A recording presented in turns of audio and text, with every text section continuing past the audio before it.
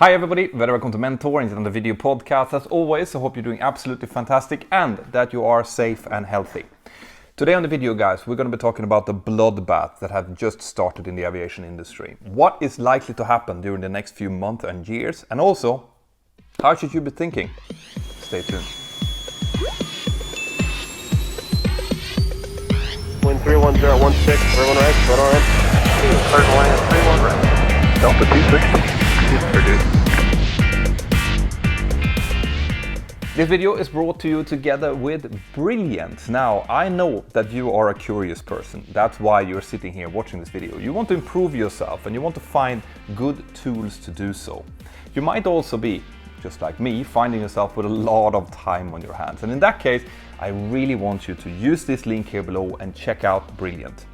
Now, Brilliant have both a website and a mobile app that you can use, and they have more than 60 different courses in things like, for example, how to understand and do calculus, and how to make your own algorithm, or understand how it works, or computer programming. Loads of these things, and the way that they do it is really fun and interactive, right? They will take you through different really easy steps until it becomes more complicated, and at the end you'd have learned something that you never thought that you would be able to. Now, those of you who uses this link here below will get a whopping 20% off the annual fee of Brilliant, but it's completely free to check it out. So go down, click the link, and let me know what you think about them.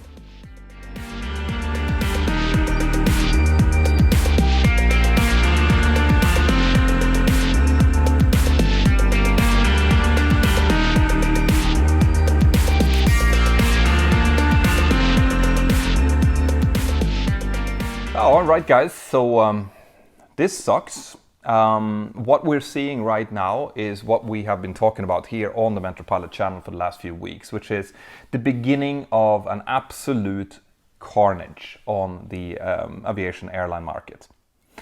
Right now, just it has been for the last few weeks or months now, a big portion of the passenger airlines are standing grounded.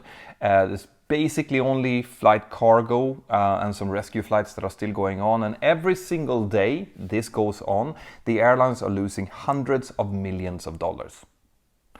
Now, obviously, this is not sustainable. So what we've seen during the last 2 weeks is that the weaker players out there, the players that had problems economically already before this started, are now starting to throw in the towel.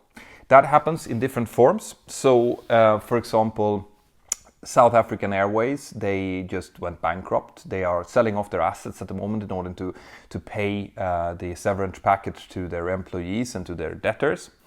We are also seeing something called voluntary administration.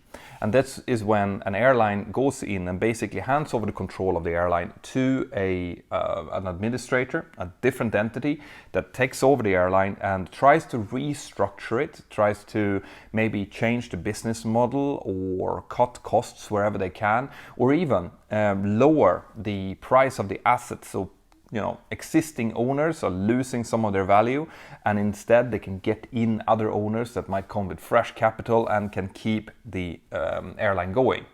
So examples of that is Virgin Australia, which is the second largest airline in Australia. They are in voluntary administration at the moment.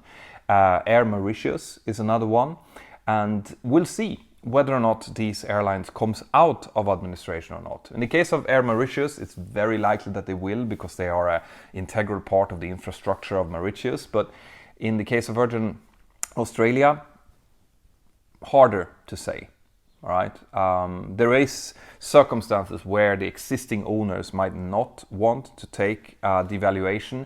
They might rather just sell off the assets and try to get some money back home again, especially in the kind of financial environment that we are right now. And then you have huge airlines like Norwegian Air Shuttle, for example. They went out and they said that 4 of their staffing companies that were based in Sweden and Denmark went into bankruptcy in the beginning of the week, which meant that 1,600 pilots, almost 1,600 pilots, and twice as many cabin crew lost their jobs on the spot, many of whom are really close and good friends of mine. So it really sucks at the moment, and the likelihood is that this is just going to continue. What we're seeing now is the beginning of the death of several airlines out there. Basically, any airline that has financial problems going into this will not be able to survive the onslaught of this current crisis for much longer. This goes on for another month. Hard to say, but we're already seeing big airlines like Virgin Atlantic, for example, asking for emergency loans. There's likely going to be more big airlines that are going to announce similar financial problems during the coming months. So the question then becomes, what's going to happen? Like, how bad is this, and what should we do? Well, the fact is that it's very hard to sit here and say exactly what's going to happen, because it is highly dependent on what happens to the virus, what happens to the ongoing crisis, how long it will take, when the country is going to open up their borders again, and things like that. But providing that we can kind of see the end of it, that let's say that it goes on for a month or so more with closed down borders, and then a gradual opening will happen in Europe and in the United States and Canada, in Africa, North and South America, well then what we're likely to see is something similar to what happened in North America after 9/11. Now, I'm not saying that those two crises are the same. This is much worse. This is the worst crisis that we probably will see in a lifetime. But what happened after 9/11 was that there was a lot of fear among the consumers in America. The terrorist attempts had just happened. People were not comfortable getting onto an aircraft. So that's similar to what we're likely to see after this crisis, where people are going to be a bit unnerved about the virus and being close to other people and so on. So if we use North America after 9/11 as an example, well then what happened was that there was a prolonged period of very low revenue for the airlines, okay?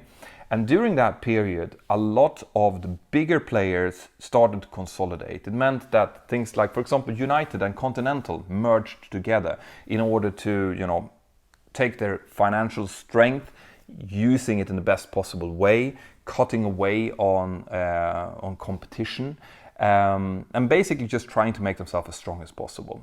You had a similar thing happening to Southwest and Air Tron that created a humongous low-fare airline in America. So before the crisis, there were many players. After 9/11, there was less players. And that never really happened in Europe, because the terrorist attacks were over there. The customers were not as afraid in Europe, which meant that the crisis got better quicker in Europe. And because of that, we also have a lot more airlines still operating in Europe. Now, this is going to bring that to an end. All right? There is going to be a lot less airlines on the market when we come out of this. And in fact, it is likely that the only airlines that will survive are the ones that have a lot of cash in the bank. Cash is king, and that has never been more true than in the situation that we see right now. Another thing that happened in North America after 9/11 was the rise of the low-fare companies. All right? They took a big market share after 9/11, and they already have a big market share in Europe, but it's likely that that's going to increase even further after this. So let's say then that a similar thing happens in Europe. Well then, what we'll have is maybe 4 big players. And I'm not saying 4 airlines, but I'm saying 4 airline groups that might remain in Europe after this, okay? These airlines initially will go into a fierce price war. So it's likely that the consumers are going to see really, really good prices after this initial shock. And that is because the airlines are going to be desperate to try to grab market share. They're going to want to get as many of the passengers to them as possible. And they also want to get the people back flying again. The same will go for hotel chains and anything that is in the kind of entertainment and travel industry. Because they need to get you back flying. They need to make sure that you remember how fun it is to go to the beach and not how afraid you are of the virus. So initially, price war. And obviously, once again, that is only something that you can do if you have a lot of money in the bank. Right? Now, after that price war, and when things have stabilized and the customers are back flying again, well then, the remaining players are going to sit down and they're going to look at what routes are most viable, how much frequency there should be on those routes. And since there are less players, there's less competition, there's going to be less flights available. Well, supply and demand would then suggest that the prices are going to start rising. And that is something that happened definitely in North America, and it's due to happen in Europe anyway. The prices have been extremely low for a very long time. That it's been almost impossible to be able to be profitable as an airline. So it was inevitable that the prices was going to go back up. Maybe, well, definitely not as high as they used to be in the 90s, for example, but quite a bit up from what we're used to. Now, this is my theory, all right? So, we'll see if I'm right or not on this. Another things that will happen on a short term is that the oil price is going to have some implication on what's happening. So I'm saying some because obviously a low oil price is good for the aviation industry. However, there's quite a few airlines out there who have hedged their fuel already. This means that previously they have made a contract together with a supplier saying that we will buy fuel at this particular price for the coming 3 years, for example. Now, an airline would do that in order to know what their cost is. So they're basically buying an insurance on price, knowing that, okay, I'm going to pay this much for the coming 3 years.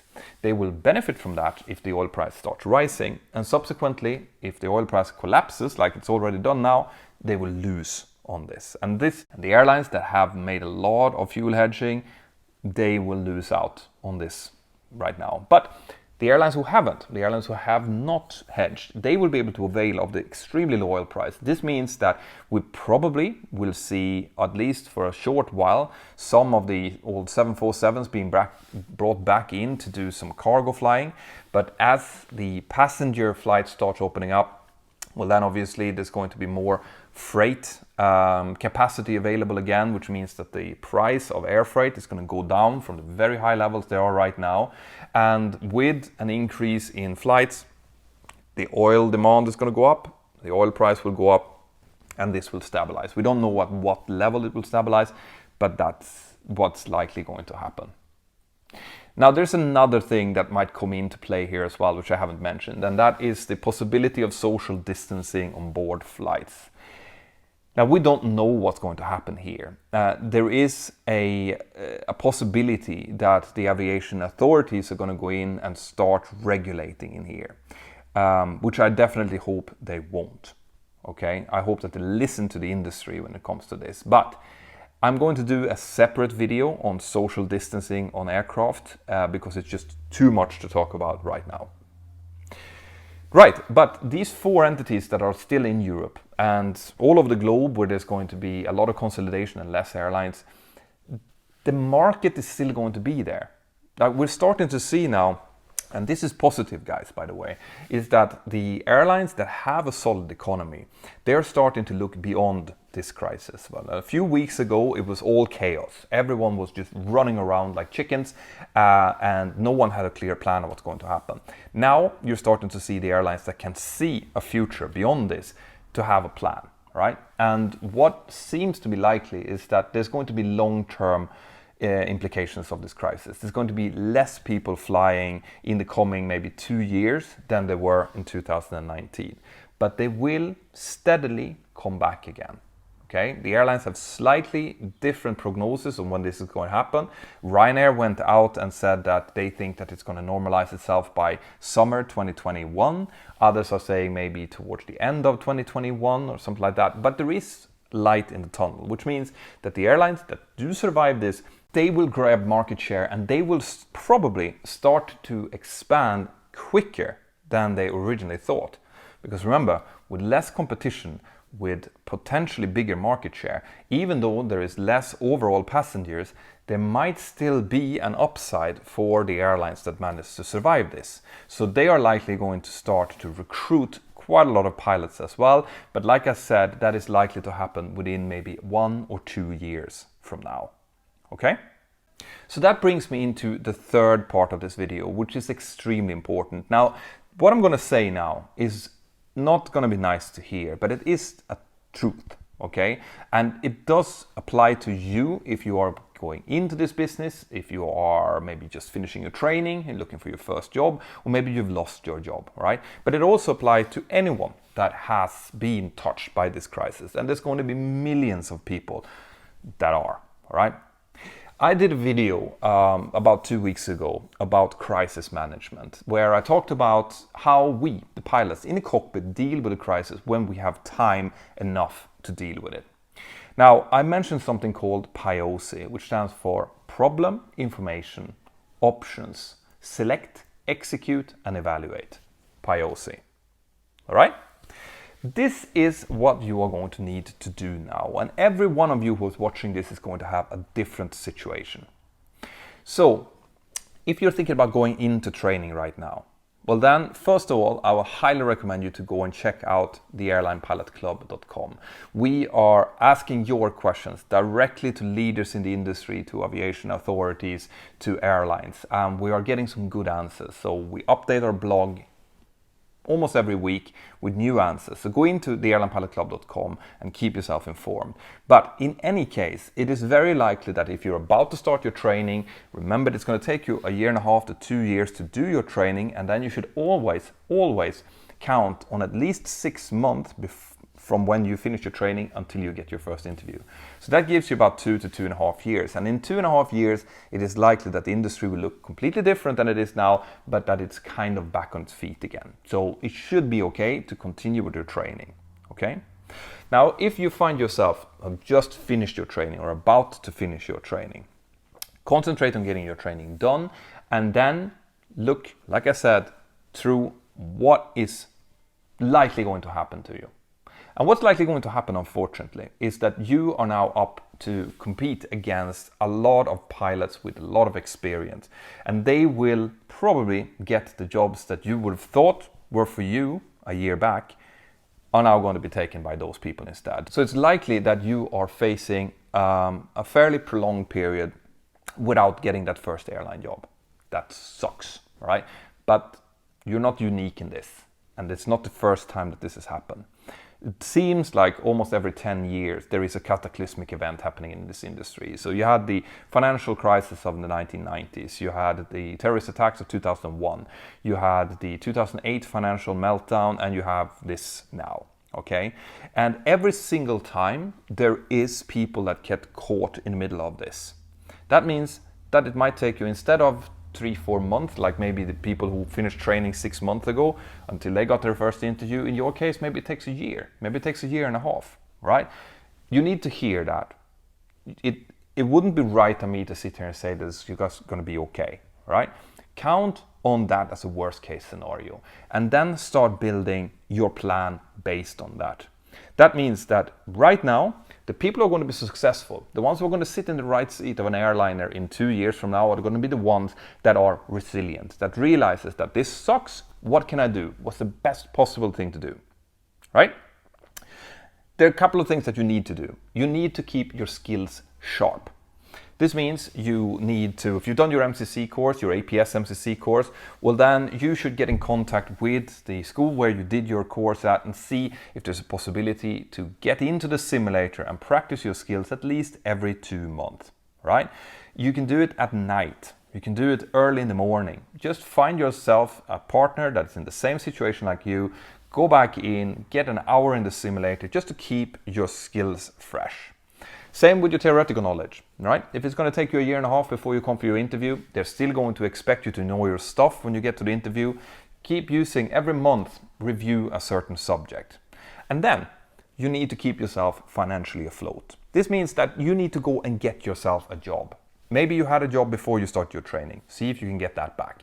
Maybe there is openings at McDonald's, or like a few friends of mine who are actually taking up, like they're digging ditches and building pools for people, even though they still have their airline job, because they are already anticipating that they might lose the job, right? You should be doing the same. No one listens to people who think that they are a victim of circumstances. I might find myself in this exact same position as you, and I am going to use Piosi if that's the case. And if I need to go and wash dishes somewhere in order to provide for my family, that's what I will do. Because when you come to that interview in 2 years from now, and they ask you, what did you do during this time in order to, bridge the crisis? You should be able to tell them that, listen, I hunkered down, I kept my skills sharp, I did what it took in order to survive financially, and I'm here now with good skills, I know my stuff, and I want you to give me the job. And they will succeed. That's it. If you lay down and think that someone will feel sorry for you because you're a victim of circumstances, no one will. If you take those circumstances and use these obstacles as climbing stones to get yourself higher, you are much more likely to come out as a winner on the other end. Like I said, it's not fun, but it's the truth. That's all I had for this video, guys. I know that part of this wasn't fun to hear, but I think that it's really important to say it anyway. I will continue to monitor what's happening to the airline business. Every week I will come out with new videos about some new stuff that's happened. So please consider subscribing to the channel if you think that I've earned it. Put the all notification bell on so that you get notifications when I do live streams together with awesome guests in the aviation industry, or when I do special videos or things like that. And also go and check out the airlinepilotclub.com. We have a lot of good information for you in there. Loads of stuff that you need in order to go through this slump. We are doing our absolute best to try to help you out. So with that said, have an absolutely fantastic day, and I'll see you next time. Bye-bye. Right, guys, I really hope that you liked that. If you want more content like that, more aviation content, well then, check this out. I hope that you have subscribed to the channel and that you've highlighted the little notification bell. See you inside of the Mentour Aviation app, and have an absolutely fantastic day. Bye-bye.